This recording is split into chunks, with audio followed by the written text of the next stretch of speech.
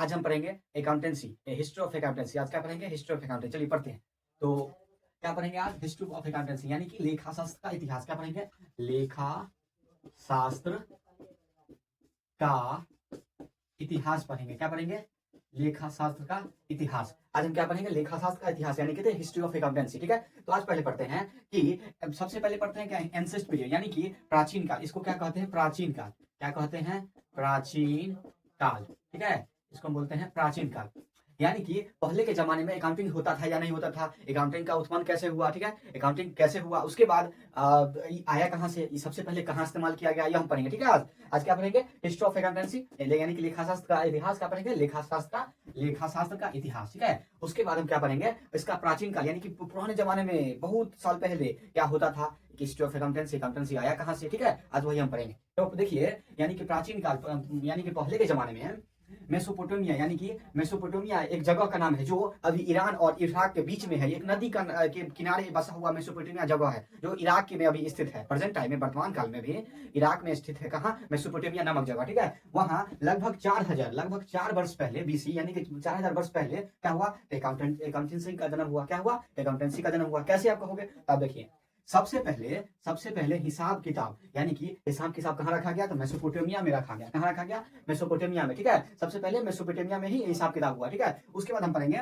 अब एक एग्जांपल से आपको छोटा सा एग्जांपल है, उसके से समझाते हैं। देखिए, पुराने समय में जो था, पुराने समय में व्यापारी जो थे, व्यापारी यानी कि जो बिजनेस करता है, जैसे कि व्यापार, जो कुछ छोटा सा बिजनेस किया, बड़ा बिजनेस किया, व्यापार हो जाता है, व्यापारी होता है। ठीक है, व्यापार को चलाने वाले को हम व्यापारी कहते हैं। क्या कहते हैं? व्यापार को चलाने वाले को हम व्यापारी कहते हैं। तो पुराने समय में व्यापारी जो था, व्यापारी जो अनाज, देखो अनाज क्या? अनाज और पशुओं का, ठीक है, हिसाब मिट्टी के तख्तियों पर यानी कि मिट्टी के तख्तियों पर लिखा जाता था। कहाँ लिखा जाता था? यानी कि पुराने समय में क्या? पुराने समय में व्यापारी अनाज और पशु, यानी पहले के जमाने में क्या होता था? आप अगर कोई व्यक्ति बिहार से होंगे और बिहार में स्थित कह सकते हैं बेगूसराय जिला, ठीक है, बेगूसराय जिला या पटना के स्थित होंगे, तो उनको बहुत जरूरी पता होगा क्या? या जो है एक मेला होता है जिसका नाम है सोनपुर। सोनपुर में एक मेला होता है, सोनपुर का मेला कहा जाता है। क्या कहा था उसको? सोनपुर का मेला। उसमें किस किस चीज का बिकता है? आमतौर पर मेला में क्या बिकता है? कोई भी चीज कपड़ा वपड़ा बिकता है, उस पर कुछ खिलौना वगैरह हो गया, पूजा वगैरह होता है, ये सब जानते हैं ना। लेकिन सोनपुर ऐसा मेला है जिसमें व्यक्तियों के साथ साथ आदमी भी बिकता है, यानी कि आदमियों का भी व्यापार होता है उसमें। तो पहले के होता था, अभी की जो वर्तमान काल में क्या होता है? तो पशु पक्षियों का व्यापार भी होता है वहां। ठीक है, सोनपुर एक नामक मेला जो है, ठीक है, जो बिहार में होता है, ठीक है, पटना स्थित जगह पे, ठीक है, तो वहां पे पशु पक्षियों का भी व्यापार यानी कि वहां खरीदा बेचा जाता है। ठीक है, तो अब हम पाते हैं कि पुराने समय में क्या होता था? अनाज और पशु बिकता था। अब जैसे मान लीजिए कोई गाय पालता है, ठीक है, गाय पालता है, उसके पास अधिक गाय हो गया। क्या होगा? अधिक गाय होने के बाद ओके, उसके पास जगह नहीं है तो क्या करेगा? बेच देगा। ठीक है, बेच देगा। हिंदू धर्म में तो गाय को मृत्यु नहीं देती है। ठीक है, इसीलिए तो पॉइंट पे आते हैं कि जो है गाय का व्यापार होता है, यानी कि गाय को बेचा खरीदा जाता है, या पशु को भी कोई भी हो, जैसे हो गया भालू को होगा तो भालू को भी खरीदेंगे। क्यों खरीदेंगे भैया? तो इसलिए खरीदेंगे क्योंकि उसमें चिड़ियाघर में उपयोग किया जाता है। चिड़ियाघर में अब कभी गए होंगे तो भालू देखे होंगे, बहुत तरह तरह के जानवर के देखे होंगे, पशु पक्षियों को। ठीक है, इसलिए तो पुराने समय में व्यापारी अनाज और पशुओं का हिसाब, अनाज और पशु का, जैसे अनाज कोई पहले के जमाने में क्या होता था? पैसा कम था, यानी कि रुपए का वैल्यू ज्यादा था, तो पहले जो है क्या होता था कि स्वर्ण मुद्राएं चलती थी। क्या चलती थी? स्वर्ण मुद्राएं चलती थी। तो उसके बदले हमको अनाज मिलता था। क्या मिलता था? अनाज मिलता था। ठीक है, अभी पहले के जमाने में अगर कोई व्यक्ति होंगे या अपने दादा दादी से या अपने नाना नानी से पूछना, तो क्या होता था? पहले के जमाने में क्या होता था? सामान जो है अनाज के बदले मिलता था। किसके बदले मिलता था? जैसे कि जो है कपड़ा हो गया, ठीक है, कपड़ा में मान लीजिए कोई शर्ट पैंट टी शर्ट वगैरह जो भी है पहले, ठीक है, पहले तो धोती कुर्ता चलता था, तो धोती हम मान लेते हैं, धोती, ठीक है, धोती हमको लेना है, तो धोती हम कैसे लेंगे? तो धोती हम ऐसे लेंगे क्योंकि हम उसके बदले हम अनाज दे देते थे। क्या देते थे? अनाज। ठीक है, अनाज देते थे तो वो बदले में हमको धोती देता था या कुर्ता देता था, कोई भी वस्त्र देता था। ठीक है, तो पहले व्यापारी को क्या करता था? अनाज और पशुओं का हिसाब किस में रखता था? मिट्टी के तख्तियों पर। किस पे? मिट्टी से बना जो तख्ता था यानी कि तख्तियों, उस पर लिखा जाता था। क्या? हिसाब लिखा जाता। क्या लिखा जाता था? तो हिसाब यानी कि लेखा जोखा किया जाता था। ठीक है, लेखा जोखा किया जाता था। क्या किया जाता था? लेखा जोखा।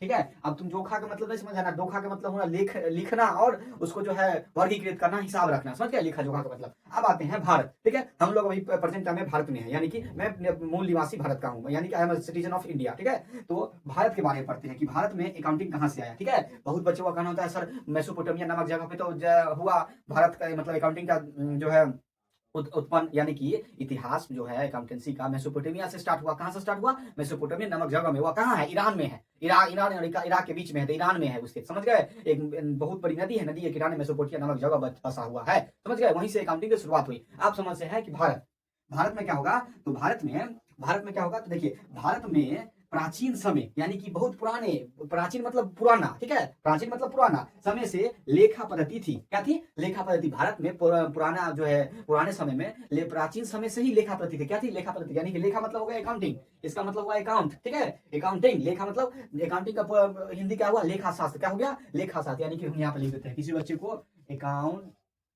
अकाउंटेंसी, ठीक है।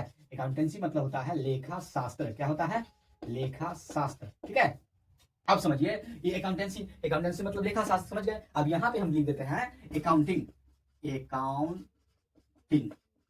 अकाउंटिंग मतलब होता है, ठीक है, अकाउंटिंग मतलब होता है लेखा, ठीक है। क्या होता है? लेखा। अकाउंटिंग मतलब क्या होता है? लेखा, ठीक है। आप समझिए, भारत में प्राचीन समय से ही लेखा पद्धति थी। क्या थी पद्धति? लेखा पद्धति, यानी कि अकाउंटिंग सिस्टम थी। इसका मतलब हुआ अकाउंटिंग सिस्टम। क्या थे? Accounting system.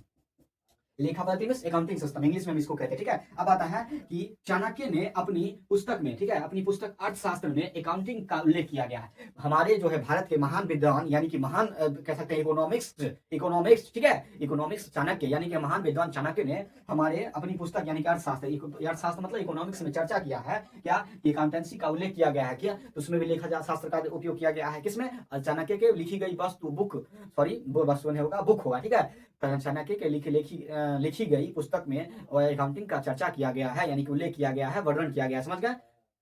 उसके बाद पहले उसमें क्या बताया गया है कि पहले राजा अपने राज्य का जो है ना, पहले अपना राजा अपने राज्य की क्या करता था? आय व्यय हम पहले, अगर मेरे पिछले वीडियो यानी कि देखे होंगे कि अकाउंटेंसी क्या होता है, अकाउंटेंसी क्यों जरूरी होती है, तो उसमें मैंने आय व्यय के बारे में बताया है। लेकिन अभी मैं थोड़ा बता देता हूँ इसका इंग्लिश, ठीक है। आय मतलब होता है इनकम। क्या होता है? इनकम।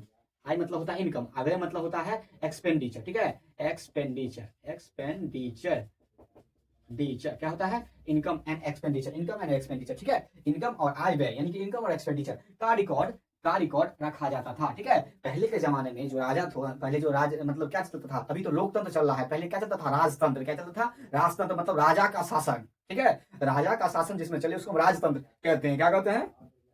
राजतंत्र, ठीक है। अब देखो, पहले राजा, यानी कि पहले के जमाने में जो राजा थे, राजा अपने राज्य की आय व्यय, राज्य की इनकम एंड एक्सपेंडिचर, यानी कि आय मतलब जो आता है पैसा, व्यय मतलब जो जाता है, ऐसे निकाल के किसी को देते हैं, ठीक है, तो व्यय हो गया मतलब खर्च हो गया। इनकम मतलब जो रुपया कमा रहे हैं, मेरे जेबी में जा रहा है, और एक्सपेंडिचर मतलब किसी को दे रहे हैं रुपया निकाल करके, ठीक है, किसी सामान के बदले। तो आय व्यय की रिकॉर्ड जो है, यानी कि उसका कह सकते हैं रिकॉर्ड, समझ गए? तो रखा जाता था। कहाँ रखा जाता था? तो मतलब जो है अर्थशास्त्र, यानी कि अकाउंटिंग। अगर हमको राजा आय व्यय की मतलब रिकॉर्ड किस में रखते थे? तो अकाउंटिंग में रखेंगे। किस में रखेंगे? तो अकाउंटिंग में रखेंगे। अकाउंटेंसी जो पढ़ेगा उसको ही ना पता रहेगा कि अकाउंटिंग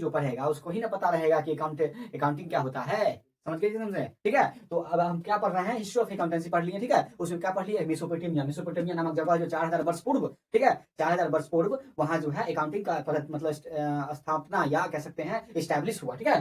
पहले के हिसाब किताब कहाँ रखा गया था? मेसोपोटामिया में रखा गया था, ठीक है। उसके बाद पुराने समय व्यापारी क्या करता था? अनाज और पशुओं को किस चीज में रखकर लिखता था? तो हिसाब मिट्टी की तख्तियों पर, किस पे लिखता था? मिट्टियों की तख्तियों पर लिखा था, ठीक है। क्या? हिसाब लेखा जोखा, ठीक है। अब आता है भारत में क्या था कि भारत में प्राचीन समय से ही एक जो है लेखा पद्धति थी। क्या थी? लेखा पद्धति प्राचीन समय से ही थी। कब तक? चाणक्य महान विद्वान चाणक्य ने अपनी बुक अर्थशास्त्र में यह चर्चा किया कि अपने पुस्तक अर्थशास्त्र में अकाउंटिंग का उल्लेख किया, ठीक है, कि अकाउंटिंग होता है, अकाउंटिंग का उपयोग व्यापार में किया जाता है। उसमें कुछ बहुत अच्छे से बताया गया, ठीक है। आप अर्थशास्त्र यानी कि इकोनॉमिक्स पढ़ेंगे तो उसमें अकाउंटिंग भी पढ़ना पड़ेगा, आपको कंपलसरी है। अगर नहीं पढ़िएगा तो आपका इकोनॉमिक्स पढ़ने का कोई मतलब नहीं निकलता है, समझे? उसके बाद आता है पहले राजा अपने राज्य की आय व्यय की का रिकॉर्ड रखते थे। किसमें? तो अर्थशास्त्र में रखते थे, यानी कि इनकम एंड एक्सपेंडिचर किसमें रखते थे? इनकम, समझ गए? इनकम मतलब जो पैसा आता है हमारे जेबी में, एक्सपेंडिचर मतलब जो जाता है, समझ गए?